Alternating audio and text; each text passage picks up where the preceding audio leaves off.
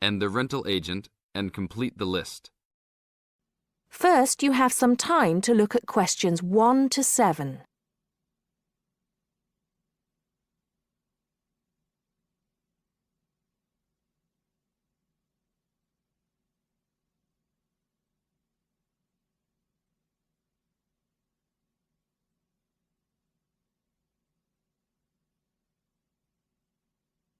Now listen carefully and answer questions 1 to 7. Hi, we've been looking over your listing of apartments for rent and we have a few questions about a couple of the apartments. Can you help us?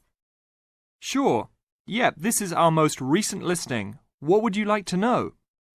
Well, we were first wondering about the house on 3rd Street.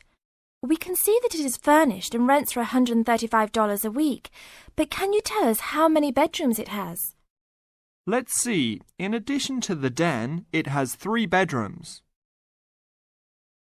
The rental on 3rd Street has 3 bedrooms. So in the example, 3 bedrooms has been written down in the number of rooms column for 19 3rd Street. Now we shall begin. You should answer the questions as you listen, because you will not hear the recording a second time. Listen carefully and answer questions 1 to 6. Hi, we've been looking over your listing of apartments for rent and we have a few questions about a couple of the apartments. Can you help us? Sure. Yeah, this is our most recent listing. What would you like to know? Well, we were first wondering about the house on 3rd Street. We can see that it is furnished and rents for $135 a week, but can you tell us how many bedrooms it has? Let's see. In addition to the den, it has 3 bedrooms. What about the one on Route 9N? It looks like it's big with a library and a deck, but it doesn't say how much it costs or anything else about it. Oh yes, Mrs. Gaylor's apartment. That one is actually only a 10-month rental and it is going for $156 per week. It's quite a nice place. She only rents for 10 months each year because of horse racing season. Then her relatives all come to stay, so tenants have to move out. It's a little bit inconvenient, but past tenants have really enjoyed their stay there. Oh, well, we need it for a full year. I guess that one is out. How about the rental on Broen Drive? How many rooms does that one have? As it says on the list, it has 2 bedrooms and a private kitchen and bath. But it's actually a very small place. That's why it's a bit cheaper. Oh. Well then, what about the one that has 3 large rooms? Who is renting that property? That one is a good deal. Mr. John Smith is renting it. But he's quite eccentric and he has a strict rule about no pets. How about cats? Nope, absolutely no pets. Well then, how about this studio apartment rented by Mr. Bo Jensen? How is that one? That ad is actually a bit deceptive. The studio apartment is the whole upper floor of an older house. It's actually very large and, at $45 a week, quite affordable. And it's near campus. I think I'd like to check that one out. Do you have a telephone number that we can call? It's not on the list? Oh, it isn't. Here it is. You should ring area code 518 and then 543-7790. Thanks. I think I'll call on that one first. Your friend decides that he would like to talk to Mr. Bo Jensen. Before you hear the rest of the talk, you have some time to look at questions 8 to 10.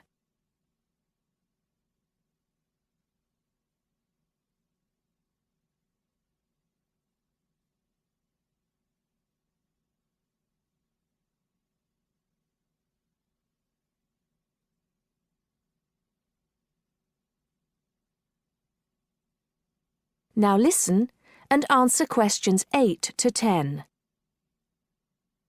Hello? 1512, Route 9. Yes, is this Mr. Jensen? Yes, it is. Can I help you?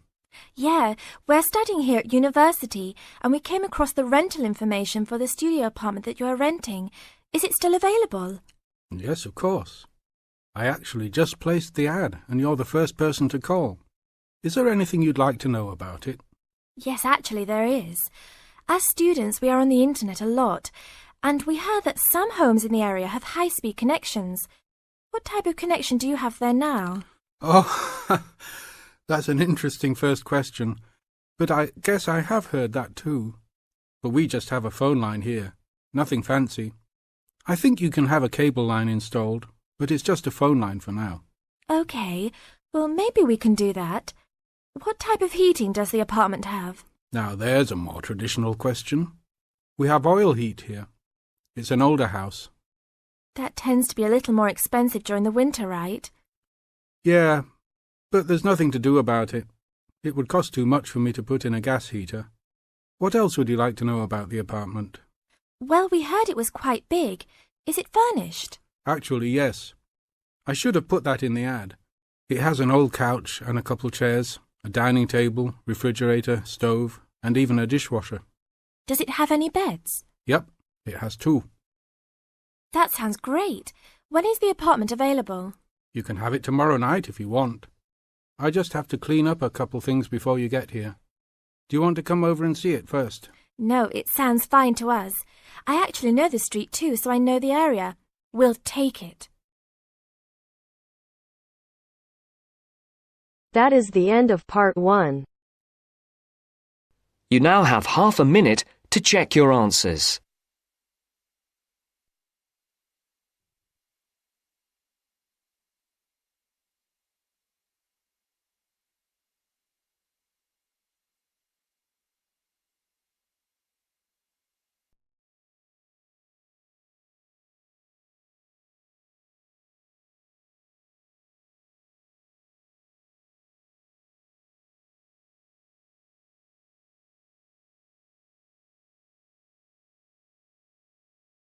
Now turns to part 2.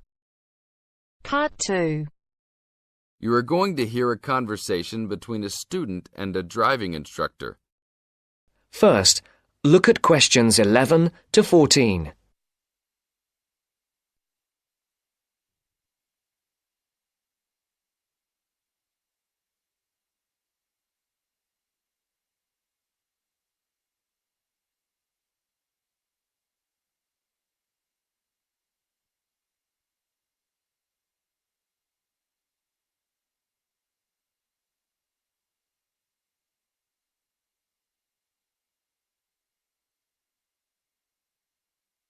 Listen carefully. Hello, I'm going to be your driving instructor today. Are you ready to begin? Hi, hope you don't mind.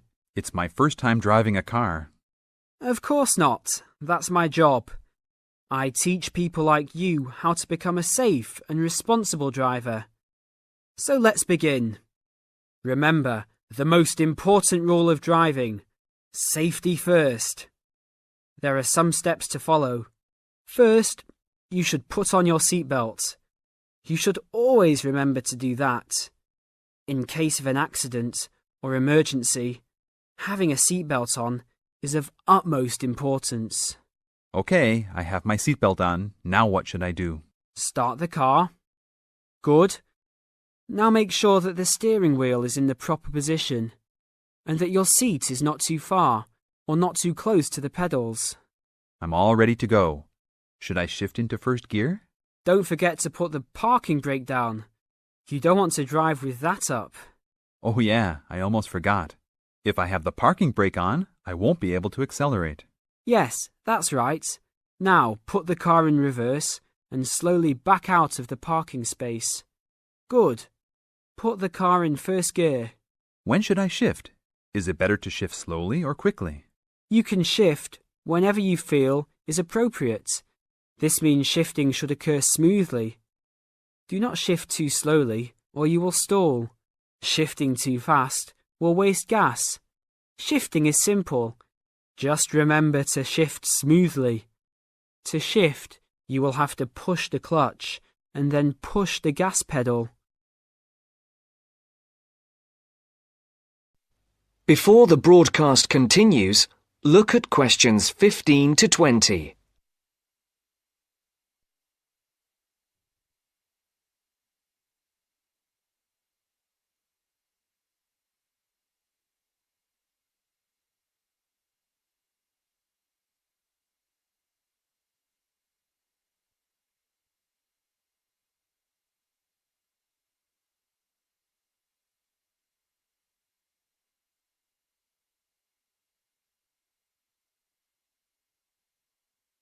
You will now listen to the second part of the talk. Remember, smoothly is the key to good shifting. Like this? Yes, that's good. Now keep it slow. Don't drive very fast just yet. Be sure to constantly check your mirrors for oncoming traffic. Always be aware of everything that is around you, including 3 important things. Remember these 3. People crossing the streets, other cars, and bicycles riding next to you. What should I do if I see a yellow light? Well, it's always better to brake instead of trying to run it. But if you're travelling at a speed where it's impossible to stop in time, then you should try to make it across the intersection. But remember, you should always try to stop. It's the safest way to avoid an accident. Even if I have to brake very suddenly? Yes, even if you have to brake suddenly. What about if a driver behind me is going a lot faster than I am? You should always be ready to move to a slower lane if a driver behind you is forcing you to go faster than you are comfortable with. Never try to speed up to accommodate a faster driver. You could risk an accident or a speeding ticket. It's better to let him go. That sounds like good advice. Be careful. There is a sharp turn up ahead. Remember to brake before turns. Otherwise, you might flip over if your speed is too high going into a turn. Got it. I know that I should always try to observe all traffic safety. That's right. If safety is not your first priority, it will make driving very dangerous for you and other drivers on the road. Okay, park the car here. You did a great job today for your first day. I'll see you in 3 days. Thanks so much. I will see you then.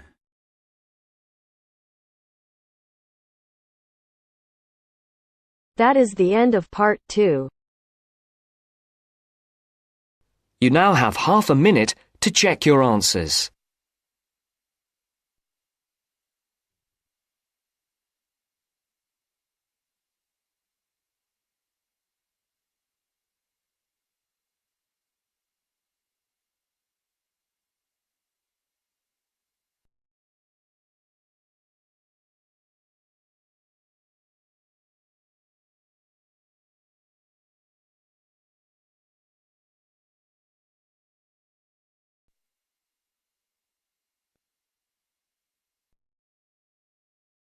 Now turns to part 3. Part 3. You are going to hear a conversation between an interviewer and a professor. First, you have some time to look at questions 21 to 26.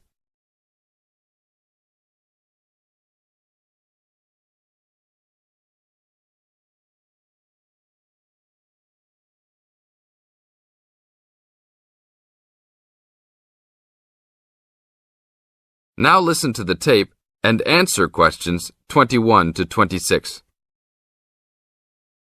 Today I'm here with Professor Nittick, who is our new university president. He has been a professor for 20 years and teaches many of the best classes on campus. I know many of you have had him as a teacher and know of his brilliance. Good morning, Professor Nittick. Thank you for stopping by the student station. Thank you for having me here. It is always great to get to meet many of the students who are involved with our school. I haven't been here since 2 years ago. Yes, I remember at that time you were still teaching every semester. 2 years later, you're only teaching every once in a while. But it seems like you are still always busy. The administration world is just as busy as the teaching world for you. How do you stay in touch with the university even with the change in your everyday duties? I try to stay in touch with what is popular with the university students. I usually spend time with as many students as I can. They usually give me insight into what the new concerns and beliefs are for the new generation. On top of that, I try to be as youthful as I can. I consider myself to be youthful, at least for my age. So I always have a good time and try to stay young. I try my best to not just be a teacher, but also participate in university life. Interesting. So, are you still doing lots of academic work, or are you mostly concentrating on administrative affairs? Well, I mostly do administrative affairs now, but that doesn't mean that I still don't have a very deep interest in academic matters. I often visit other campuses around the world and meet other professors in my field. I learn the most by travelling and seeing the different places of the world and the different fields of thought. I even did a television programme last month in Manchester. Will you be on television any time soon then? Well, you can call the television station and see if I will be on television any time soon. Maybe I will be on the news report. I don't think it is really that significant, though. Oh, really? That sounds great. I will remember to look out for you. Let's move on. With all your busy travelling recently, how do you find time for your personal life? I try to keep my university life separate from my personal life. Sometimes it's hard to find time to just take my wife and 3 kids out for a family dinner, but usually we all manage to get together every few days. I'm taking a few weeks off next month to take my family down to South America, to Brazil for a few days. I can't wait to just sit on the beach. Wow, that sounds like a wonderful trip. Professor Nittick, could you tell the audience a little about what goes on in an average day of a university administrator? An average day? Oh, I don't think there is such thing as an average day for me. The last few weeks I've been travelling all the time. I can be in Los Angeles in the morning and in New York by the afternoon and back to Los Angeles by the evening. Sometimes I will spend the whole week at a new university, showing the new administrators the ins and outs of running a university. Sometimes I can spend the whole day in the office on the phone, so there really is no average day for me. I guess that is because I do so many different tasks. Sorry to let all the viewers down, but that is the plain truth. Now look at questions 27 to 30.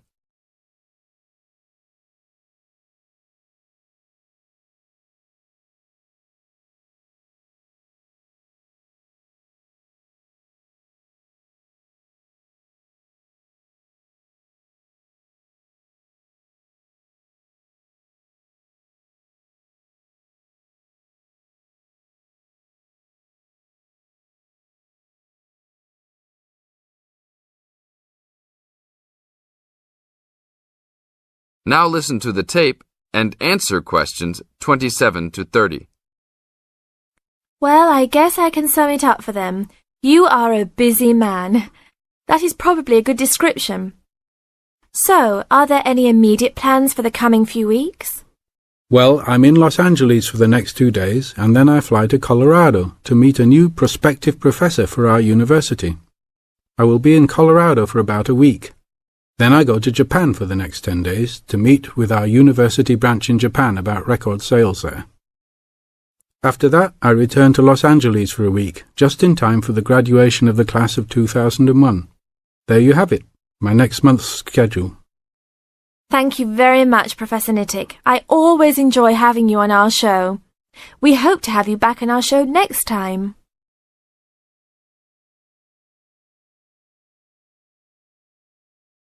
That is the end of part 3. You now have half a minute to check your answers.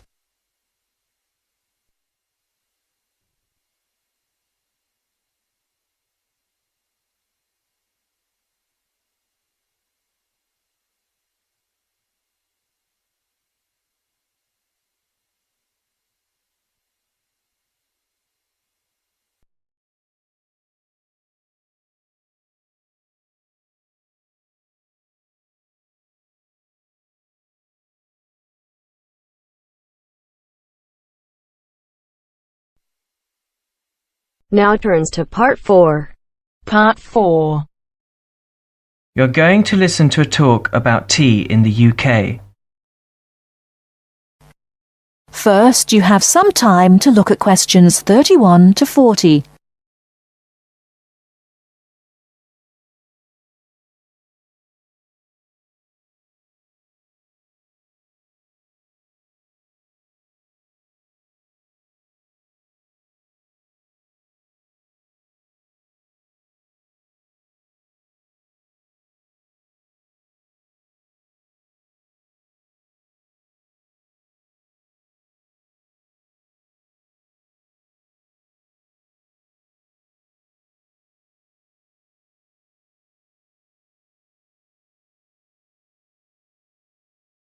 Now listen carefully and answer questions 31 to 40. During the 1930s, there was a popular song which had the title, "Everything Stops for Tea," and to millions of British people, a restful cuppa is still an ideal way to relax for a few minutes from the rigours of the day. The English custom of drinking tea has its roots in the 17th and 18th centuries. When first imported to Britain, the exotic cha, or cha, as the Chinese tea was variously called, was considered a man's drink to be enjoyed with colleagues at London coffee shops. These were popular meeting places for many walks of life: politicians, lawyers, poets, actors, and writers. Many London clubs began in this manner, and the famous Lloyd's Insurance underwriters started out as Lloyd's Coffee House. In 1706, the first coffee house that offered tea was Tom's Coffee House, owned by Thomas Twining. He realized that he needed to introduce an added attraction to compete with the many other coffee houses in London, and tea was rare, exotic, and extremely expensive. With these credentials, tea became an exclusive drink and enabled Twining to open a tea shop under the sign of the Golden Lion in the Strand. By the 18th century, the ladies of the more affluent classes were going China mad, using tea as an excuse for displaying their extravagant purchases of Chinese porcelain and Dresden tea sets. A comprehensive tea tray would consist of a teapot and stand, teacups and saucers, sugar bowl, milk jug, and basin for discarded tea and tea leaves. Tea was still expensive and kept in locked tea caddies. Skilled craftsmen fashioned caddies of carved inlaid woods fitted with crystal and precious metals. To ensure the servants weren't tempted by this priceless commodity, the caddy was kept locked, and only the mistress of the house held the key and prepared tea when guests came to visit. No well-brought-up young Englishwoman could consider herself socially acceptable unless she knew how to brew a proper cup of tea. As the 18th century progressed, changes in commerce and working hours resulted in the main meal of the day being taken much later in the evening. The prospect of lasting from breakfast until evening did not appeal to the Duchess of Bedford, who is usually credited with being the first to alleviate late afternoon hunger pangs by introducing a small 4 o'clock meal served with tea. With time, the light, wafer-thin toast or delicate white bread gave way to exotic fillings like tomato and egg, cucumber, chicken, or potted shrimps, followed by buttered scones, crumpets, or elegant pastries. The popularity of tea continued to spread, but it was not until 1839 that the first shipment of Assam Indian tea was landed in Britain. A healthy trade with India was soon established, and tea clippers, like the Cutty Sark, now a museum in a dry dock at Greenwich, were reaching the peak of their sailing days. In 1879, the first limited shipments of Ceylon tea began to arrive, and by 1880 this had been firmly established alongside Indian and China teas, giving the broad range of teas that are available today. There have been few changes in 3 centuries of tea trading. London is still the centre. and indeed Twinings still has a shop on the site of the original Tom's Coffee House at 216 The Strand. The name Twining has been linked with tea for over 280 years. Indeed, it was Richard Twining, in his capacity as chairman of the dealers of tea, who in 1784 persuaded Prime Minister William Pitt to reduce the high tax on tea, making the beverage more accessible to the general public. That is the end of part 4. You now have half a minute to check your answers.